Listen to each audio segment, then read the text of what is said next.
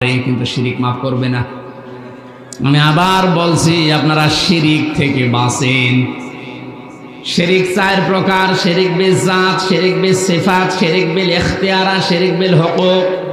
এই চার প্রকারকে ভাগ ভাগ করে তাফসিরে হাদিসে আমি পেয়েছি প্রায় 72 প্রকার।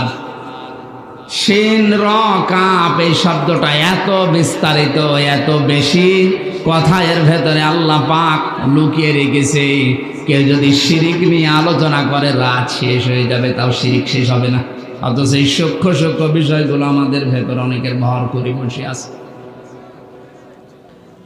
আমরা শিরিক থেকে বাঁচার জন্যে, শিরিক কি, কত প্রকার, কেন শিরিক হচ্ছে, এই বইটা বাজারে পাওয়া যায়, কিনে নেবেন।